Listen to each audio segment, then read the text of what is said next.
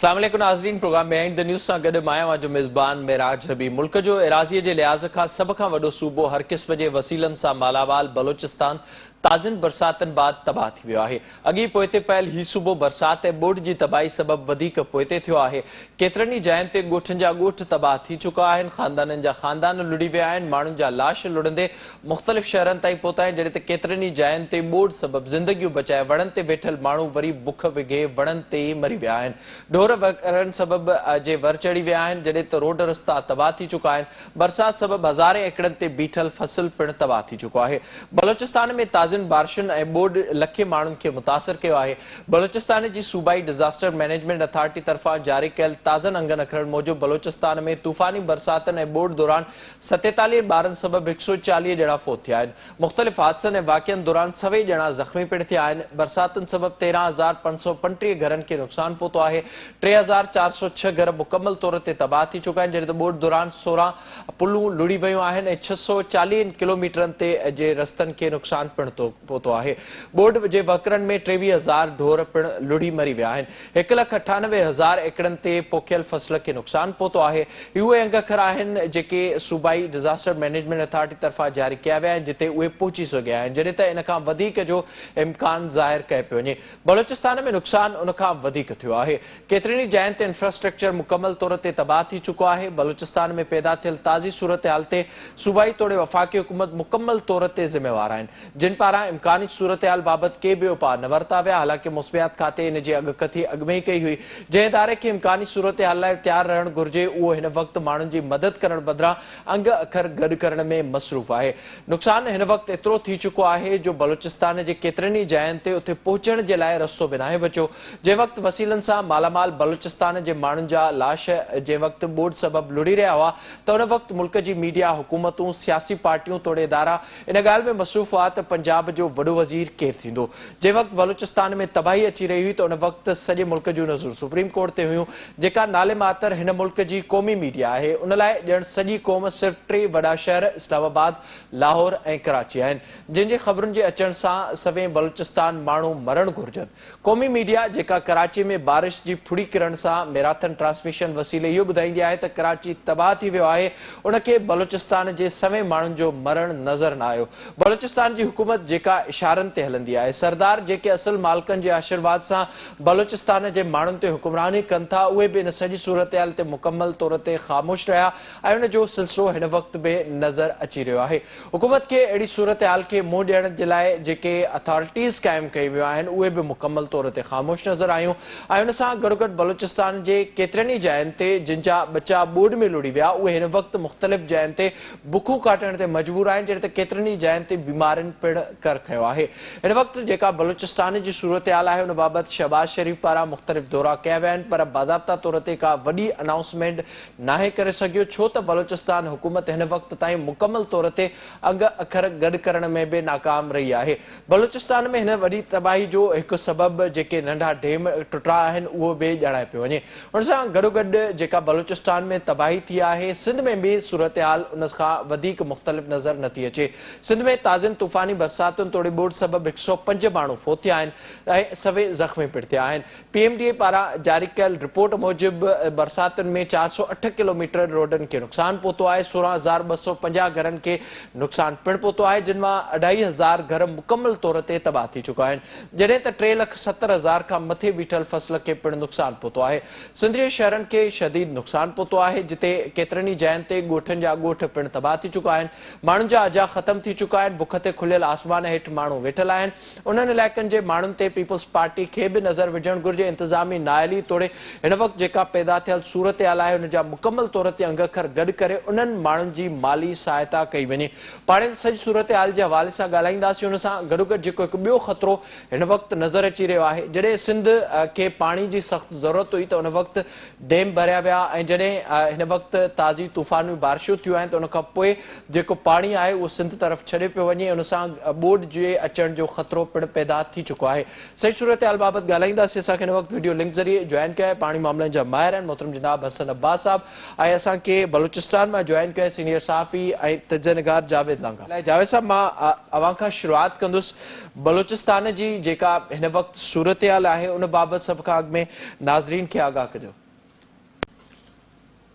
जी जी, तव्हां जीअं पंहिंजे इंट्रो में चयो, बलूचिस्तान जी जेका बरसातुनि खां पोइ तबाही आहे उहा रियल डिज़ास्टर आहे जेका तस्वीरी झलक अचे थी ऐं सोशल मीडिया उनखे credit goes to social media जीअं तमामु घणो उनखे स्ट्रीमलाइन बि कयो आहे ऐं एक्सपोज़ बि कयो आहे। उनजे ज़रिए जेके कैजुअलिटीज़ नुक़सान ऐं जेके माण्हुनि जी जेका तहफ़ुक आहे कंहिं सर्टेन लेवल ताईं उहा पहुती आहे। बाक़ी सूरताल जेको आहे उहो इंसानी अलमीअ सां जनम वरितो आहे ऐं हींअर ताईं जेके सरकारी अंगकरण मुताबिक़ 140 माण्हुनि जे जेको आहे स्पोट थियण जा ऐं इन सां गॾोगॾु जेके माली नुक़सान आहे उहो बि मुंहिंजे ख़्याल में उनजी कैलकुलेशन हिन वक़्तु नथी करे सघिजे, छाकाणि तमामु घणी जेके नदी नाला आहिनि उहे अञा वहनि था पिया। जानवर केतिरा जेके चौपायो माल आहे उन्हनि जो जेको अंग केतिरो आहे ऐं माण्हुनि जी जेका आहे सॼी लाइफ ऐं इकॉनमी ॿई शेटर थी विया आहिनि। बलूचिस्तान जो जेकॾहिं तव्हां ॾिसंदव त उनजी जेका जाग्राफिकल लोकेशन आहे उहो सॼो पहाड़ी टेरेन आहे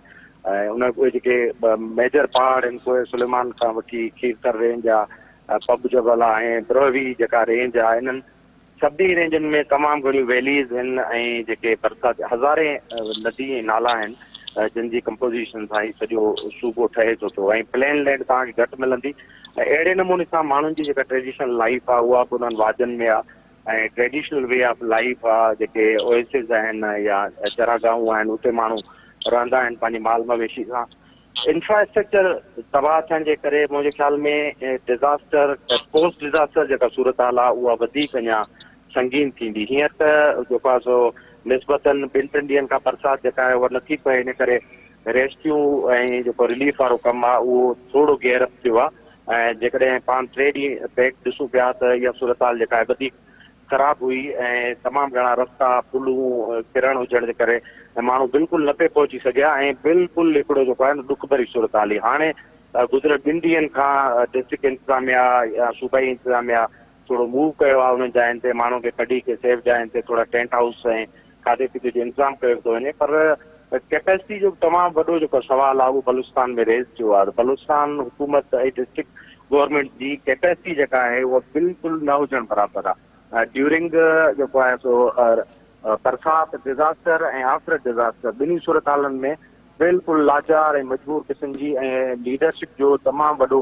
गैप नज़र थो अचे, सरकारी लेवल ते बि ऐं समाजी लेवल ते बि। इन ॾुखी घड़ी में माण्हुनि खे जेको आदत ॾियण वारो या हिकिड़ी तमामु घणी जेका लाचारी वारी सूरत हाल असांखे नज़र आई आहे ऐं वॾी तबाही आहे ऐं इंफ्रास्ट्रक्चर तबाह थियण जे करे इन जा हिकिड़ा लॉन्ग टर्म इफेक्ट थींदा, छाकाणि बलूचिस्तान में जेके डैम्स ऐं पाणी जूं विरासत गाहूं मेजर जेके नदियूं आहिनि, नाड़ी आहे, पूराली नदी आहे, इन जेके मेजर 2 नदियूं आहिनि जिन ते सॼो आपाशी जो निज़ाम हूंदो आहे उहो सॼो मुकमल डैमेज थी वियो आहे ऐं 100 डैम जेको प्रोजेक्ट हो उन जा डैम मुतासिर थिया आहिनि ऐं ॿिया जेके नंढा वॾा चेक डैम्स वग़ैरह उहे बि टुटी पिया आहिनि। सॼी जेका तबाही आहे घणे भाङे उन इंफ्रास्ट्रक्चर जे करे ई आई आहे, छाकाणि नाक़िस इंफ्रास्ट्रक्चर करप्शन ऐं ॿिया जेके इशूज़ आहिनि उहे जेके हुन खां इन्वॉल्व आहे।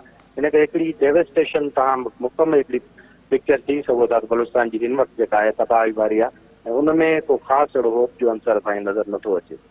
जी हसन साहब, आप बताइएगा सर, ज़ाहिर जो सूरत हाल हम इस वक्त बलूचिस्तान में देख रहे हैं, जैसे जावेद साहब ने भी जिक्र किया, वहाँ पर इंफ्रास्ट्रक्चर तबाह इस वक्त नज़र आ रहा है और ख़ासतौर पर जो डैम बनाए गए थे उसकी वजह से भी ज़्यादा नुकसान रिपोर्ट हो रहा है और मुसलसल ये बात हो रही है। आप क्या समझते हैं कि इस दफ़ा जो सूरत हाल हमने देखी है बलूचिस्तान में ख़ासतौर पर उसकी बुनियादी तौर पर वजह क्या है? ख्याल में उसकी बुनियादी वजह तो काफ़ी जो हमारे लेवल्स हैं डिसीजन मेकिंग के उनकी बलूचिस्तान से लाइल्मी कि बलूचिस्तान क्या है और कैसा है। एक तो उनकी लाइल्मी है, दूसरा वहाँ पे जो ख़र्चा किया गया है, जो पैसा लगाया गया है पब्लिक फंड से वहाँ के लोगों की बेहतरी के लिए, वो प्रोजेक्ट्स जो हैं उनके पीछे ये नज़र नहीं आता कि वो पब्लिक की बेहतरी को ज़हन में रख के बनाए गए हैं یا کسی کو کسی انٹرسٹ گروپ کو فائدہ دینے کے لیے پہنچائے گئے ہیں. اب ابھی یہ 100 ڈیمز کا بھی ذکر ہوا کہ جناب وہ کیا ہے جناب، ہم پروپیگنڈا کر رہے ہیں، نشر و اشاعت کر رہے ہیں کہ جی بلوچستان میں ہم بہت ترقی کرنے جا رہے ہیں، ہم نے اتنے زیادہ ڈیم بنانے شروع کر دیے ہیں. پہلی بات تو یہ کہ یہ جو مشرف صاحب کے دور میں 100 ڈیمز بنے تھے، چھوٹے بڑے بہت سارے، یہ آج سے کئی سال پہلے جو بارشیں ہوئی ہیں ان میں سے اکثر ڈیم پہلی دوسری بارش کے بعد ہی کمپلیٹلی مٹی سے بھر گئے تھے، اور مٹی سے بھرنے کے بعد وہ ڈیم ختم ہو گئے تھے. ٹوٹے نہیں تھے، لیکن جب ایک ڈیم کے ریزروائر میں مٹی بھر جاتی ہے تو پھر وہ کسی کام کا نہیں رہ جاتا، وہ ایسے ہی ہے جیسے ڈیم ہے جیسے ڈیم نہیں ہے. تو پہلی بات تو یہ کہ یہ مٹی سے بھر گئے. دوسرا یہ کہ ابھی خبریں آ رہی ہیں کہ 10-12 ڈیم ان کے ٹوٹ گئے ہیں. جب ڈیم ٹوٹتا ہے تو وہ جو ڈیزاسٹر ہوتا ہے اس کو کم از کم 10 گنا زیادہ بڑا کر دیتا ہے، کیونکہ اگر ویسے نالے میں پانی چل رہا ہے تو وہ کسی اور طریقے سے چلے گا. جب وہ نالے میں پانی رکے گا اور پھر ایک دم ٹوٹے گا تو وہ ایک بہت ہی زوردار طریقے سے وہاں سے نکلے گا، اور وہ جس قسم کا وہ نقصان پہنچاتا ہے وہ قدرت جو ہے اس سے بہت کم نقصان کر رہی ہوتی ہے. اور وہ نقصان جو ہے وہ پھر لوگوں کا نقصان ہوتا ہے، کیونکہ لوگوں کو تو یہ بتایا جاتا ہے کہ اب ڈیم بن کے اب سیلاب نہیں آئے گا. تو اس لیے لوگ دریا کے قریب بیٹھے ہوتے ہیں، وہ کہتے ہیں جی ڈیم ہے، ڈیم تو ہمیں بچا لے گا. لیکن جب ڈیم ٹوٹتا ہے تو پھر اس لیے بھی نقصان زیادہ ہوتا ہے. ایک تو یہ کہ وہ انرجی جو ایونٹ کی ہوتی ہے وہ بہت زیادہ ملٹیپلائی ہو جاتی ہے. دوسرا لوگ بھی زیادہ ولنریبل ہوئے ہوتے ہیں، کیونکہ وہ بے فکر ہوئے ہوتے ہیں کہ جی ڈیم ہمیں بچانے جا رہے ہیں. یہ چیز ہمیں ذہن میں رکھنی چاہیے کہ بلوچستان کے فلیش فلڈز کے آگے کوئی ڈیم کھڑا نہیں ہو سکتا. یہ قدرت کے بہت پاورفل میکینزمز ہیں. بلوچستان میں فلیش فلڈز پہلی دفعہ نہیں آئے، یہ صدیوں سے آ رہے ہیں. سب کو پتا ہے کہ بلوچستان میں فلیش فلڈز آتے ہیں. جس کسی نے وہاں پہ کوئی پروجیکٹ کیا ہے، وہاں پہ رہا ہے، نوکری کے لیے رہا ہے، جس نے کوئی تھوڑا سا ٹائم گزارا ہے وہاں پہ، یا وہاں کے رہنے والے، فلیش فلڈ وہاں کا ایک نیچرل فینومینا ہے. اور وہاں کے جو لوکلز ہیں ان کو پتا ہے کہ فلیش فلڈ آتی ہے. آپ کا کسی قسم کا بھی کوئی انفراسٹرکچر فلیش فلڈ کو اس لیے نہیں روک سکتا کیونکہ فلیش فلڈ صرف پانی نہیں ہوتا، اس کے بیچ میں وہ ایک ہائی انرجی فلو ہوتا ہے جس کے بیچ میں پتھر بھی ہوتا ہے، ریت بھی ہوتی ہے، مٹی بھی ہوتی ہے، اور یہ ہر چیز کو جس کے سامنے کھڑی ہوتی ہے اس کو بھا کے لے جانے کی صلاحیت رکھتا ہے. میں بڑے افسوس کے ساتھ ایک پرانا واقعہ جو ہے وہ اس کی طرف توجہ دلانا چاہوں گا سب کی، اور شاید بہت سے لوگوں کو، خصوصاً جو بلوچستان سے باہر رہنے والے لوگ ہیں، اسلام آباد کے، سندھ کے، پنجاب کے، کے پی کے، شاید ان کو اس چیز کا بہت سے لوگوں کو پتہ بھی نہیں ہے کہ 2005 میں شادی کور ڈیم بسٹ ہوا. اسی طرح کی بارشیں ہوئی تھیں اور شادی کور ڈیم بسٹ ہوا، اور بسٹ ہونے کے بعد یہ رات کو کہیں بسٹ ہوا تھا، اور اس کی جو فلڈ ویو تھی اس کے نیچے ایک مچھیروں کا گاؤں تھا جس میں کوئی اندازاً 400 لوگ رات کے اندھیرے میں فلڈ کی ویو میں بہہ کے سمندر میں غرق ہو گئے. یہ اتنی بڑی نیشنل لیول کی ٹریجڈی ہے کہ اس کا تو ہر سال سوگ منانا چاہیے فروری کے مہینے میں کہ یار ہمارے ایک ڈیم ٹوٹا تھا اور اس کے راتوں رات 400 کے قریب جانے ضائع ہوئے. لیکن اس واقعے کو چھپایا جاتا ہے. کتنے لوگ ہیں جن کو اس واقعے کا پتہ ہے؟ بہت سے لوگ یہ پروگرام ماشاءاللہ سن رہے ہوں گے، وہ خود اپنے آپ سے سوال کریں کہ کس کس کو اس واقعے کا پتہ ہے. یہ 2005 کا واقعہ کوئی اتنا پرانا واقعہ نہیں ہے. میں 1905 کی نہیں بات کر رہا، 2005 کی بات کر رہا ہوں، جب نیوز میڈیا ہر چیز جو ہے وہ تھی. انہی لوگوں سے پوچھیں کہ یہ آپ کو پتہ ہے کہ 2004 میں سونامی آئی تھی اور سری لنکا اور بنگلہ دیش اور انڈیا کے جو تھے وہ ان سب کو پتا ہوگا کہ 2005 میں سونامی آئی تھی. پھر جاپان میں سونامی آئی تھی، سب کو پتا ہوگا جاپان میں سونامی آئی تھی. لیکن جو ان کے اپنے ملک میں ایک مین میڈ ڈیزاسٹر، ڈیم ٹوٹنے کے ڈیزاسٹر ہے، اس کا کسی کو نہیں پتا، کیونکہ وہ بلوچستان میں تھا. اور وہ اس کے اوپر کیا انکوائری ہوئی، کس کو ذمہ دار ٹھہرایا گیا اس ایکسیڈنٹ کا، کیوں لوگوں کو نہیں پتا تھا کہ وہ جس جگہ پہ بیٹھے ہیں ادھر ڈیم ٹوٹ سکتا ہے، کیا ڈیزاسٹر مینجمنٹ تھی، کیا پلاننگ تھی، کچھ نہیں پتا. آج آپ اگر گوگل کریں، خبریں نکالیں تو آپ کو کچھ خبریں مل جائیں گی جو اس اتنے بڑے حادثے کی شائع ہوں. لیکن ہم نے اس سے کیا سیکھا؟ हमने उससे ये सीखा कि और इस तरह के डैम बना दो, और आज वो फिर टूट रहे हैं। हम तो अपनी गलतियां ना मानने के लिए तैयार हैं, ना उनसे सीखने के लिए तैयार हैं। हम गलती को तो हम तब सीखे ना कि हम माने कि हमने गलती की है। हमने अगर माना होता कि शादी को डैम में गलती हुई थी, तो उसकी हमें आज इंक्वायरी की रिपोर्ट्स पता होती है, कोई जुडिशियल कमीशन बैठा होता, कोई कॉन्ट्रैक्टर्स ब्लैक लिस्ट हुए होते, कोई कंसल्टेंट ब्लैक लिस्ट हुए होते, कोई गवर्नमेंट के डिपार्टमेंट में लोगों के ऊपर इंक्वायरी हुई होती, कुछ लोगों को इसकी सजा मिली होती इतने बड़े डिजास्टर की। 400 जाने मजाक नहीं होता, लेकिन कुछ भी नहीं हुआ। अगर हुआ है तो मुझे बताएं, निकाल के दिखाए कि मुझे। जी जावेद साहब, अवाम ॿुधाए जो जेको ज़िक्र हसन साहब कनि पिया ज़ाहिरा जेका ही बलोचिस्तान में हिन वक़्तु सूरत-हाल पैदा थी आहे ऐं उते अवां मुसलसल ॾिसो पिया सूरत-हाल ते अवां जी नज़र आहे। केतिरियुनि जायुनि ते इहे ख़बरूं आयूं आहिनि त उते डैम टुटण सबबि इहा सूरत-हाल पैदा थी आहे। उते ग्राउंड ते इन बाबति छा पोज़ीशन आहे? ॾिसो जी, हसन साहब चयो हींअर सरकारी तौर जेको ॿुधायो पियो ईअं असांखे त 10 अहिड़ा डैम आहिनि जेके इन फ्लैश फ्लड्स में टुटा आहिनि, ऐं खोड़ सारा नंढा डैम हूंदा जेके हुननि जी विड़ंबे न आहिनि, छाकाणि जो बलूचिस्तान जी जेको जोग्राफिकल लैंडस्केप आहे या रिवायती जेको ट्रेडिशन आहे इरिगेशन जो, नंढा वॾा जेके ॻोठ हुननि जे आसपास माण्हुनि जा बि हिकिड़ा जेके आहिनि बंदोबस्तु थियल हूंदा आहिनि, जेके बंदि ॿधल हूंदा आहिनि उते। जॾहिं बरसातूं नॉर्मल थींदियूं आहिनि त उहे पाणी जेको आहे उते स्टोर थींदो आहे। त हिते नंढनि वॾनि डैमनि जी हिकिड़ी पूरी सीरीज़ आहे जेका सॼे बलूचिस्तान में, जेका जीअं मां तव्हांखे इन प्लेट्यू जी जेका ॿुधाई बीहत, त उते रुॻो डैम ऐं बरसाती नयूं ऐं नदियूं ऐं नाला आहिनि, ऐं माण्हुनि जो जेको आहे सदियुनि खां नेचर जे ख़िलाफ़ु जेको कमु हलंदड़ आहे उन में माण्हू इंगेज रहिया आहिनि पंहिंजी पंहिंजी सहूलियत सां।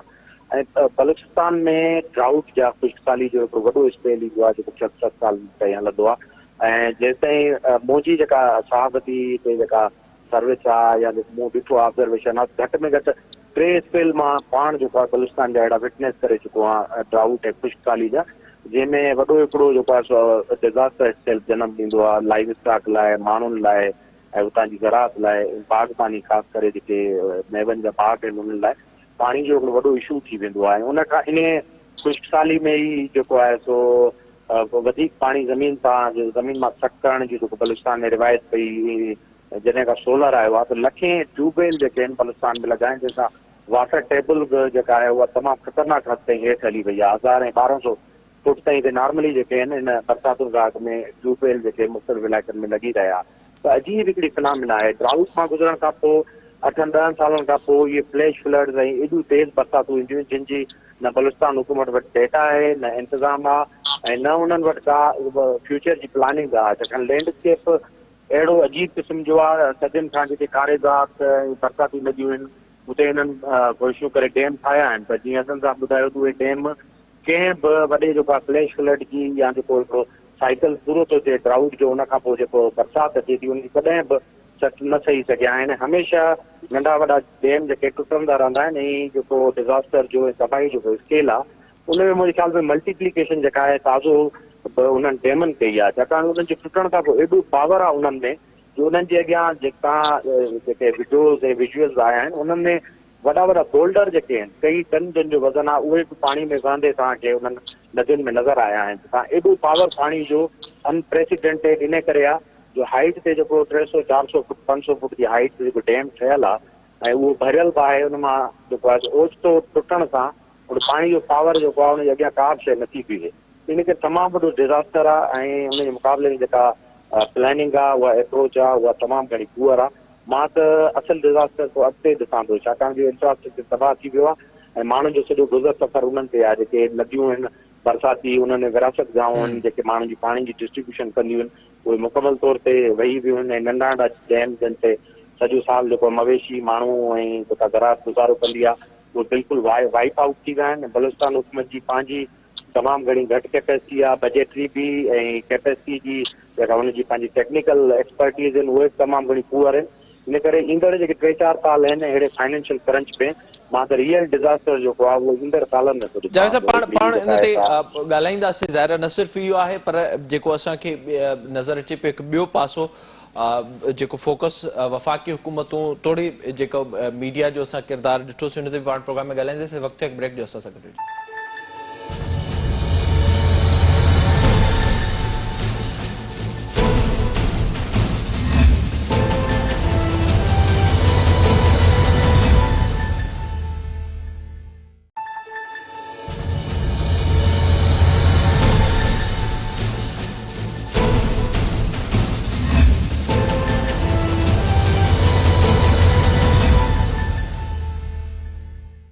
प्रोग्राम में हिकु भेरो ॿीहर भलीकार पाण ब्रेक खां अॻु में ज़िक्र कयूं पिया बलूचिस्तान में जेका ताज़ी सूरत हाल पैदा थी है उन बाबत। हसन साहब ये बताइएगा, अब जो इस दफ़ा हमने सूरत हाल देखी और ज़ाहिर है अब जो खबरें आ रही हैं ये बताया गया है कि अगस्त और सितंबर में भी मजीद स्पेल आ सकते हैं बारिश के, तो आप किस तरह से देख रहे हैं मजमूई तौर पर जो सूरत हाल हम देख रहे हैं कि सिंध में सैलाब की सूरत हाल मुसलसल बनती जा रही है, बलूचिस्तान की सूरत हाल आपके सामने है, और दूसरा जो इसके बाद की सूरत हाल है तो उसकी जो प्लानिंग है, और खास तौर पर यह भी बताइएगा मुझे, जब जरूरत होती है उस वक्त डैम भरा जाता है और जब पानी बढ़ जाता है तो सारा पानी नीचे छोड़ दिया जाता है, फिर हम देखते हैं कि डिजास्टर इस तरह के सामने आते हैं। देखिए, प्लानिंग तो अगर आप सबसे पहले अपने एनवायरनमेंट को समझें, अपनी जो नेचर की फोर्सेस हैं उनको अंडरस्टैंड करें, और सबसे इम्पॉर्टेंट कि आप अपने इलाके की हाइड्रोजियोलॉजी और हाइड्रोलॉजी को अंडरस्टैंड करें। वो अंडरस्टैंडिंग आपको एक दिन में नहीं मिलेगी, आपको एक प्रॉपर प्रोग्राम करना पड़ेगा जिसके ऊपर आप अमल दरामद करें साल हर साल फेजेस में, और आप अपनी मैपिंग करें उन तमाम जोन्स की जिनके बीच में फ्लैश फ्लडिंग होती है। फिर उसमें जो आपके नदी नाले हैं उनके दाएं और बाएं जो किनारे हैं उनके साथ डिजास्टर जोन्स की डिमार्केशन हो कि जी ये जो बिल्कुल क्रीप जोन्स आते हैं ये रेड जोन्स हैं, उसके बाद में येलो जोन्स हैं, उसके बाद में ग्रीन जोन्स हैं, उसके बाद में जो भी कलर कोडिंग देते हैं, जो भी आप करते हैं, सारी दुनिया में ये काम हुए हैं। आपने कोई नई चीज नहीं करनी, आपने दुनिया के जो जोनिंग के मॉडल्स हैं फ्लड जोनिंग के वो आपने उठाने हैं और आपने देखना है कि वो कैसे बनाए गए, फ्लैश फ्लड्स के लिए कैसे बनाए गए, पेरिनियल स्कीम्स के लिए कैसे बनाए गए, और बाकी किस्म की स्कीम्स के लिए कैसे बनाए गए, किन हाइड्रोलॉजिकल सेटिंग्स के बीच में वो मॉडल बनाए गए। आपने वो मॉडलिंग करनी है। वो मॉडलिंग करने के बाद आपको पता होगा कि कहाँ पे किस किस्म की इंटरवेंशन करनी है। आप एक लिहाज से बहुत लगते हैं स्पेशली बलूचिस्तान के मामले में कि बलूचिस्तान में जब ये जो एटमॉस्फेरिक सिस्टम है ना जो क्लाउड लेके आता है, इसकी प्रिडिक्शन जो है वो चंद दिन इन एडवांस की जा सकती है। कुछ ऐसी जगह जहाँ पे पता नहीं चलता, एकदम बादल आता है और बरस जाते हैं और वो फ्लैश फ्लडिंग हो जाती है। लेकिन बलूचिस्तान के केस में बादल बनने से पहले काफी गिरदोनवाह में सिस्टम्स बनते हैं जिनके कम्बिनेशन और परमुटेशन से बलूचिस्तान में फ्लैश फ्लडिंग और बड़ा बादल आता है। इसमें एक मतलब छोटी सी मिसाल देता हूँ कि अगर अरेबियन सी से सिस्टम जो है वो पेनिट्रेट कर रहा हो अप नॉर्थ और इसका इंटरसेक्शन हो वेस्टर्न डिस्टर्बेंस के साथ और खुजदार के ऊपर लो प्रेशर बन जाए, तो उस केस में आप यूं समझें कि अब बलूचिस्तान में बड़ी बारिश होने लगी है। इसी तरह से अगर आपकी जो ईस्टर्न मानसून है वो अरेबियन सी के साथ जो है वो इंटरेक्ट करें तो भी ये सिस्टम जो है वो बन सकता है। तो ये जो अब दुनिया इस वक्त वेदर को पूरी दुनिया सैटेलाइट के साथ मॉनिटर कर रही है। आपके पास हवा की डायरेक्शन, बादलों की movement, low pressure systems, high pressure systems, ये ग्लोबल स्केल के ऊपर रियल टाइम में अवेलेबल होते हैं। आपका जो मेट डिपार्टमेंट है, आपका काम है कि आप वो करें और वो ऑलरेडी कर भी रहे हैं। वो ये प्रिडिक्शंस देते भी हैं और वो बताते भी हैं कि क्या होने जा रहा है। जरूरत इस बात की है कि उस चीज को ज्यादा स्ट्रीमलाइन किया जाए और जो आपके मैनेजमेंट के लोग हैं, जो डिस्ट्रिक्ट मैनेजमेंट के हैं और बाकी एरिया मैनेजमेंट के लोग हैं, उनको ये चीजें पता हों कि उन्होंने उन हिदायत के ऊपर और उस डेटा के ऊपर क्या रिएक्शन करना है। इसी तरह से जो आपके डिजास्टर जोन्स में रहने वाले लोग हैं उनके तक आपकी जो है सिटीजन लेवल के ऊपर इंफॉर्मेशन मौजूद हो। जो रेड जोन में रह रहे हैं उसको पता हो कि मैं रेड जोन में हूं और जब मुझे वार्निंग का लेवल 1 मिलेगा तो मैंने क्या करना है, और वार्निंग के लेवल 2 पे क्या करना है, वार्निंग के लेवल 3 पे क्या करना है। देखिए, जो अच्छे ममालिक हैं जिन्होंने अपने सिटीजन्स के लिए काम किया वो क्या करते हैं। एक सिंपल मिसाल आपको देता हूँ कि मसलन जो इलाका है ना जिसके बीच में लो लाइंग एरियाज हैं जहाँ पे फ्लड का ज्यादा खतरा है, वहां के लोगों को बता दिया जाता है कि जी अगर आपको वार्निंग दी जाएगी तो हम ये स्कूल की बिल्डिंग जो है इसको डिजास्टर रिलीफ कैंप में तब्दील कर देंगे। अगर आपका घर गली नंबर 4 का घर नंबर 5 है तो आप स्कूल नंबर 6 के कमरा नंबर 7 में जाएंगे अपनी फैमिली को लेके। इस हद तक प्लानिंग जो है वो की जाती है। اور اس स्कूल नंबर 6 के बीच में कमरा जो प्रिंसिपल का है वो डिजास्टर कंट्रोल का ऑफिस बन जाएगा, वहां पे कम्युनिकेशन स्ट्रॉन्ग कर दी जाएगी। जो कमरा माली बाबा का है वो कमरा जो है वो राशन और अनाज के लिए जो है वो मुख्तस कर दिया जाएगा और उसके आगे चूल्हा लगा के कम्युनिटी का खाना पकाया जाएगा। इस डिटेल की प्लानिंग जो है वो की जाती है, और वो प्लानिंग उस वक्त नहीं की जाती जब लोग फ्लड के बीच में डूब के मर रहे होते हैं।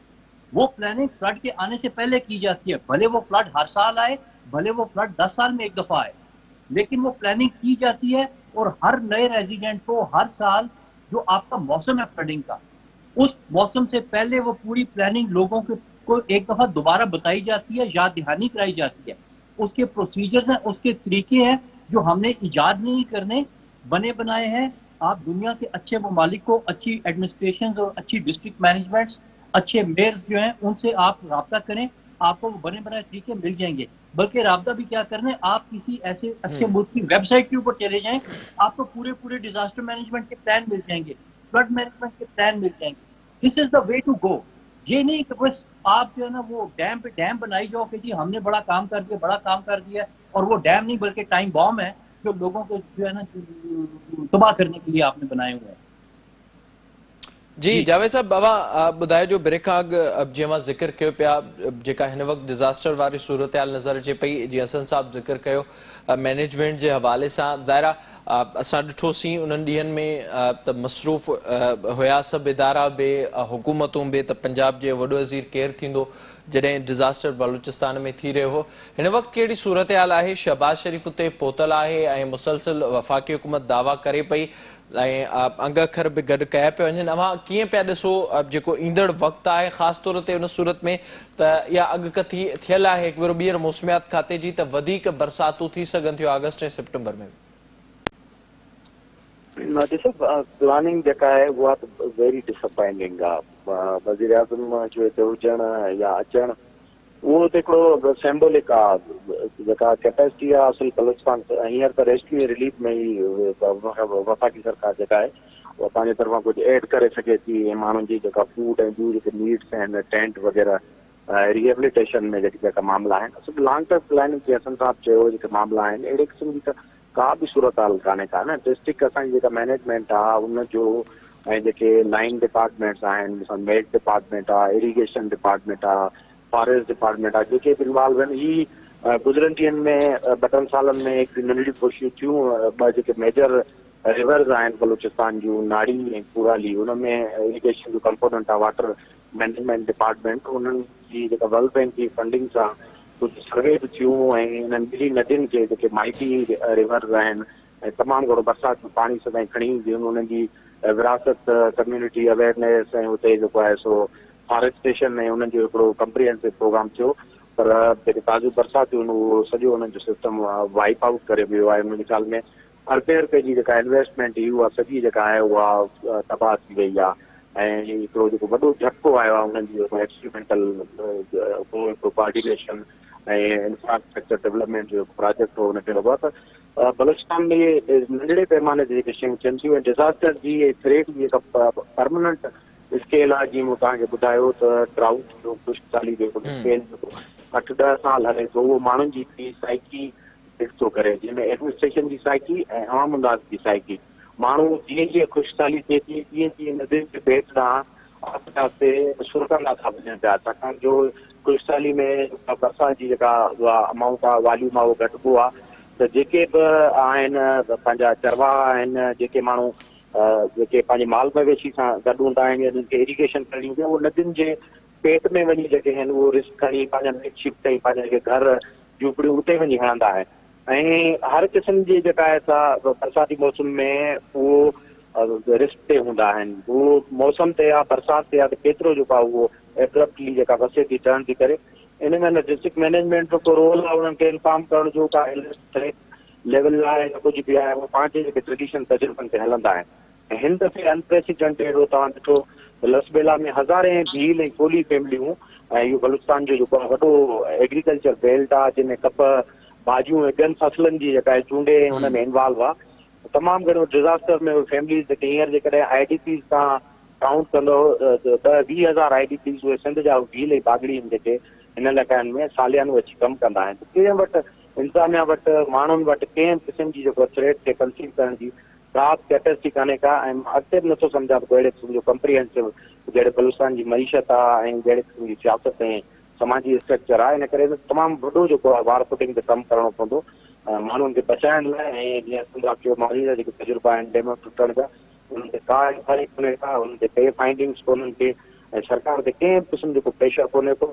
ऐं तव्हां मीडिया ते ॾिठो, नेशनल मीडिया जो इशू ई कोन हो, सोशल मीडिया सिटीज़न जर्नलिस्ट जॾहिं हुन मामले खे खयो ऐं जेके लाश ऐं हिकिड़ी जो पहिरियों हिन क़िस्म जी जेका पिक्चर जॾहिं ठही आहे, तॾहिं वरी नेशनल मीडिया जे कुझु चैनल हुनखे पॉलिटिक्स मां निकिरी करे डिज़ास्टर खे खयो आहे। त मूंखे त पिक्चर एॾी जेका आहे ऑप्टमिस्टिक मां न आहियां, त बिलीव थी लॻे पई ज़ाहिर आहे उहो ईंदड़ ॾींहनि में बि उनमें बेहतरी नजर नहीं अचे। हसन साहब, आप ये बताइएगा, जो इस वक्त जावेद साहब ने जैसे बलूचिस्तान की सूरत हाल का जिक्र किया, हम तकरीबन 2 माह पहले अप्रैल में ये बात कर रहे थे कि सिंध में अर्ली खरीफ के लिए पानी नहीं था और यहाँ पर एहतजाज हो रहा था, और उस वक्त इसी प्रोग्राम में हमने ये बात की थी कि डैम मैनेजर डैम भर रहा है और वो एक सूरत हाल नजर आ रही है। अब उसके 2 महीने के बाद फिर यहाँ पर ये इम्कान मौजूद है, बल्कि बहुत से इलाकों में इस वक्त सैलाब आ भी चुका है और मजीद इम्कान है कि अगस्त और सितंबर में मजीद बारिशें होंगी, तो उससे ये इम्कान मौजूद है कि सैलाब आए। आप इस सूरत हाल को किस तरह से देख रहे हैं, और ये जो आसान एक फार्मूला है, इन चीज़ों को किस तरह से मैनेज किया जा सकता है? देखिए, सारी दुनिया जो है ना, वो कुछ तजर्बात करने के बाद बहुत कुछ सीख चुकी है। हमने ये समझा कि हमसे मुराद है नौए इंसानी ने, ह्यूमन बींग्स ने ये समझा कि हमारे पास मशीनें बन गई हैं और हमारे पास अकल बहुत ज़्यादा आ गई है, साइंस आ गई है, मैथमेटिक्स आ गया है। अब हम जो कुदरत की बनाई हुई चीज़ें हैं, हम उनको अपनी मर्जी में ढाल सकते हैं। और ये एक ट्रेंड चला था 20वीं सदी के अवाइल में, तकरीबन आज से 100 साल पहले, कि हमने कुदरत को, नेचर को मुसख्खर करना है। तो हमने कहा कि हम पहाड़ को भी जो है वो ज़मीन लेवल करके मैदान बना देंगे, और हम दरिया को भी नाली बना देंगे और चलते हुए दरिया को रोक देंगे। लेकिन ये सारे काम करने के बाद लोगों ने, जो विजन रखने वाले लोग थे, उन्होंने देखा और उन्होंने ये बातें सीखी कि बेहतरीन तरीका जो इंसानों के लिए रहने के लिए मौजूद तरीन तरीका है, वो ये है कि जिस तरह से कुदरत ने कोई चीज़ बनाई है, इंसान अपना लाइफस्टाइल उस कुदरती तरीके के इर्द गिर्द बनाए, ना कि उस तरीके को चेंज करे, ना कि कुदरत को चेंज करे, बल्कि अपने आप को कुदरत के साथ अडेप्ट करे।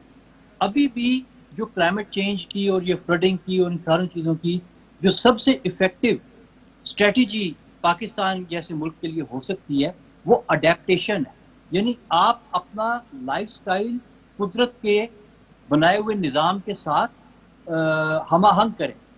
यानी जहाँ पे सैलाब आता है, आप उस जगह पे मत घुसें। भाई, जब आप दरिया के बेड में जाके बैठ जाएंगे और फिर जब दरिया पे पानी आएगा तो फिर आप क्यों कहते हैं सैलाब आ गया? वो सैलाब नहीं है, वो नॉर्मल पानी है। ये कोई कुदरती आफत नहीं है। जिधर हर साल सैलाब आते हैं, जहाँ आपके पास इंडस जैसा दरिया हो, जहाँ मानसून जैसा मौसम हो, वहाँ पे इस तरह की बारिशों का हो जाना कोई कुदरती आफत नहीं है। कुदरती आफत तो यूरोप के लिए, जहाँ पे 50 डिग्री टेम्परेचर चला गया। जहाँ पे कभी 50 डिग्री नहीं गया, वहाँ पे 50 डिग्री टेम्परेचर जब जाता है तो वो लोग मरना शुरू हो जाते हैं। जहाँ पे 40 से 50 डिग्री के दरमियान टेम्परेचर में लोग नॉर्मल काम कर रहे होते हैं। क्यों? क्योंकि लोगों को पता है, लोग अडेप्टेड हैं। इसी तरह से जो चीज़ें जिनके साथ किसी ज़माने में हम लोग अडेप्टेड थे, अब हमें उन्हीं चीज़ों के साथ दोबारा अडेप्ट करना है। आपने फ्लड को रास्ता देना है, और जब आप फ्लड को रास्ता देंगे तो वही फ्लड जो फैल के इस वक्त आपके घरों को और आपके बिजनेसेस को तबाह कर रहा है, वही फ्लड फैल के आपके एक्वीफर को रिचार्ज करेगा। ये बात बहुत इंपॉर्टेंट है वाटर मैनेजमेंट में। पूरी दुनिया में ये चीज़, इसका जो है इस वक्त जो है वो इसको तस्लीम किया जा रहा है, और इस मॉडल के ऊपर जो है वो प्लान्स बनाए जा रहे हैं कि दरिया को फैलने दो। दरिया का फैलना तो बहुत बड़ी नेमत है, क्योंकि जब दरिया फैलता है तो वो जिस तरीके से एक्वीफर को रिचार्ज करता है, کوئی ڈیم اتنا پانی نہیں سٹور کر سکتا جتنا ایکویفر پانی سٹور کرتا ہے.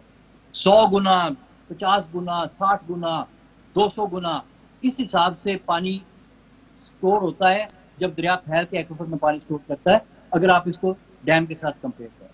تو ڈیم تو بالکل ایک پینٹ سی چیز ہے. اب ہمیں اپنے ان پرانے ڈیولپمنٹ ماڈلز کو نا تھوڑا سائڈ کے اوپر رکھ کے تو دیکھنا چاہیے کہ دنیا کیا کر رہی ہے, دنیا میں کس طرح سے لوگ اپنے آپ کو نیچر کے ساتھ الائن کر رہے ہیں. یورپ میں, دنیا کا ترقی یافتہ ترین خطہ ہے, یورپ میں ان کا اس وقت ایک انیشیٹو چل رہا ہے جس کا نام ہے ری وائلڈنگ دا ریورس. یعنی وائلڈ کا مطلب ہے نا جنگلی, تو دریاؤں کو دوبارہ جنگلی بنانا. یعنی دریاؤں کو ہم نے بہت زیادہ شہری بنا دیا, شہری بابو میں کنورٹ کر دیا. دریا ایک جنگلی چیز تھی, اس کو جنگلی ہونا چاہیے, اس کو وائلڈ ہونا چاہیے. تو ری وائلڈنگ دا ریورس یہ یورپ کا انیشیٹو ہے جس کے اوپر پوری یورپین یونین کام کر رہی ہے. اور اس کے پوائنٹس ہیں وہ ممالک جو یورپین یونین میں ابھی تک شامل نہیں ہوئے. یوگوسلاویا کے جو ٹوٹنے کے بعد چند ریاستیں بنی, ان میں سے کچھ ممالک ابھی اس میں یورپین یونین میں شامل نہیں ہوئے. اور ادھر میں وزٹ کرنے کے لیے گیا تو وہ ہمیں بتا رہے تھے کہ ہم ان انیشیٹوز کے اوپر کام کر رہے ہیں کیونکہ اس کے نمبرز ہیں یورپین یونین میں شمولیت اختیار کرنے کے لیے. تو اب ہم اپنے دریاؤں کو اس طرح سے کھول رہے ہیں. اب ہم نے یہ کیا, ادھر پرندے آنے شروع ہو گئے ہیں, ان کو ہم کاؤنٹ کر رہے ہیں, ہم اس کی رپورٹنگ کر رہے ہیں کہ جی ہمارے دریاؤں میں بھی نیچر واپس آ رہی ہے, سارا کچھ ہو رہا ہے. تو دیکھیں جن ملکوں نے سو کالڈ ترقی کی, انہوں نے ترقی کرنے کے دوران یہ چیزیں سیکھی کہ بہتے ہوئے دریا بہتر ہیں, نیچر کے قریب جو دریا ہیں وہ بہتر ہیں. تو اب ہم نے بھی اپنے دریاؤں کو اسی طرح سے مینج کرنا ہے جس طرح سے ماڈرن ورلڈ کر رہی ہے. ہم نے 20ویں صدی کے اور 18ویں صدی کے اور 19ویں صدی کے ماڈلز نہیں لگانے, ہم نے 21ویں صدی کے ماڈل لگانے ہیں جو سارے کے سارے سسٹینیبلٹی کے اوپر گھومتے ہیں, نیچر کے ساتھ ہم آہنگی کے ساتھ گھومتے ہیں, اور اس میں سوشل ہارمنی بھی ہے. جدھر آپ نیچر کو ڈسٹرب کرتے ہیں ادھر آپ کا سوشل سیکٹر بھی ڈسٹرب ہوتا ہے. آپ اپ اسٹریم میں ڈیم بناتے ہیں, ڈاؤن اسٹریم کے لوگ پریشان ہوتے ہیں, آپ کی نیشنل لیول کے اوپر ہم آہنگی خراب ہوتی ہے, آپ کی لوکل لیول کے اوپر ہم آہنگی خراب ہوتی ہے. تو یہ جو ہم آہنگی ہے نا نیچر کے ساتھ, یہ آپ کی سوشل ہم آہنگی کو بھی مضبوط کرتی ہے, اور اسی طرح سے آپ کی اکانومی بھی بوسٹ ہوتی ہے. یورپ اپنے دریاؤں کو ری وائلڈ کر کے غریب نہیں ہوا بلکہ بہتر ہو گیا. تو ظاہر اسی ہے طرح سے اس حوالے سے اقدامات کرنے ہوں گے. بہت شکریہ آپ کا حسن صاحب, thank you so much for joining. Javed صاحب اوان جی وڈی مہربانی جوائن کرن جے لائے. ظاہرہ جیکا ہی صورتحال اساں کے وقت سجے ملک میں نظر اچے تھی. ہن سال برساتن جو حد کھا ودھیک پون ऐं उन सां गॾो गॾु ॿोॾि वारी सूरतहाल असांखे नज़र अचे पई. अञा वधीक इहो इम्कानु आहे अगस्त ऐं सेप्टेंबर में जेके कुझु वधीक मॉनसून जा सिस्टम अचणा आहिनि उन सां वधीक सूरतहाल ख़राब थी सघे थी. इन जो हिकु वॾो सबबु जीअं हसन साहब ॿुधायो त जॾहिं कुदरती जेके लंघ आहिनि उहे ठहियल आहिनि उन्हनि खे बंदि कयो वेंदो त उन खां पोइ अहिड़ी सूरतहाल जुड़ंदी. इन सां ई प्रोग्राम जेको ॾियण ते पहुतो पंहिंजे मेज़बान मेराज हबीब खे ॾींदा इजाज़त.